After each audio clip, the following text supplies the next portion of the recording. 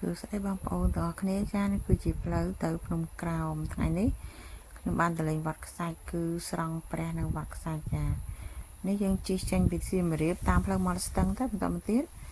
ទៅដល់ភ្នំក្រោមហើយខ្ញុំឃើញអូននេះជិះកង់វីដេអូនេះវែងបន្តិចហើយបងប្អូនអើយដោយសារតែខ្ញុំអត់សូវចេះ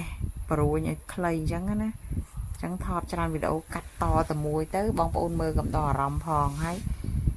ជាឲ្យពេលទៅដល់ភ្នំក្រោមមានផ្លូវ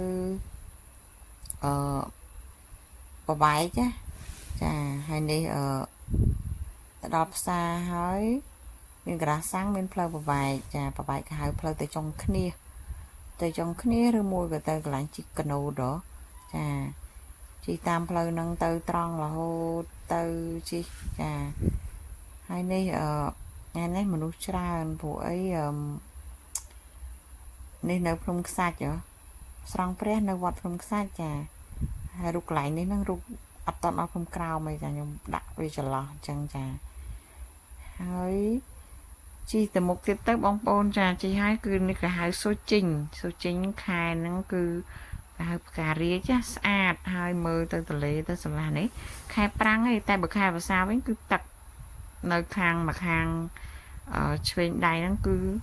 មិនស្ដាំទេណាចាជិះឆ្វេងគឺទឹកទាំងអស់ហ្នឹងពេលខែវស្សាលិចស្រែអស់ហើយចាជិះរហូតអញ្ចឹងទៅដល់កន្លែងគេហៅថានេះនេះនៅខាងចុងគ្នាចានេះខាងចុងគ្នានេះគឺខ្ញុំជិះបានជិះដល់ខ្លោងទ្វារវត្តខ្សាច់ចានេះគឺដើមរាំងនៃខ្លោងទ្វារចាបន្តទៀតជិះទៅក្នុងទៀតហ្នឹងខែប្រាំងឯបើខែវស្សាវិញគឺអត់មានកោកចឹងឯងទឹកលិចអស់ហើយគឺខែវស្សាគឺទៅតើជិះកណូតចាជិះកណូតបានទៅដល់អញ្ចឹងនេះតាមផ្លូវហ្នឹងគឺ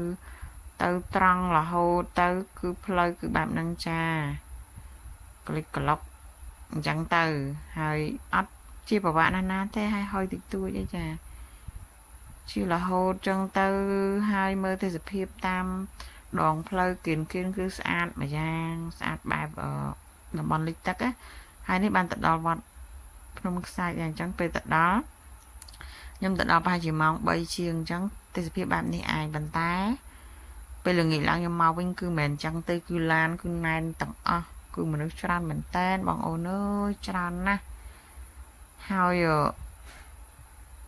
ពេលទៅដល់ក្នុងផ្ញើម៉ូតូហើយខ្ញុំក៏បានចូលទៅក្នុងហើយមួយសន្ទុះគឺបានហែព្រះចូលនៃស្រង់ព្រះចាខ្ញុំពេលស្រង់ព្រះហ្នឹងខ្ញុំនឹកឃើញថាជំនាន់មុនខ្ញុំតែងទៅវត្តគឺស្រង់ចឹងឯងហើយយើងយកទឹកចាក់ព្រះចាក់ត្រឹមកហើយបើកាលខ្ញុំទៅពីក្មេងមុនស្រង់អញ្ចឹងលោកគាត់ប្រកាសថាកុំឲ្យសេកុំឲ្យប៉ះព្រះអញ្ចឹងណាពួកខ្ញុំអញ្ចឹងខ្ញុំអត់ប៉ះឯងយើងគ្រាន់តែស្រោចត្រឹមកកទៅក្រោមទៅពេលខ្លះខ្ញុំត្រង់យកទឹកហ្នឹងយកមកលុបមុខលុបអីអញ្ចឹងណាចានេះឯងគឺជាទេសភាពនៅវត្តភ្នំខ្សាច់ចាអញ្ចឹងអរគុណជំរាបលា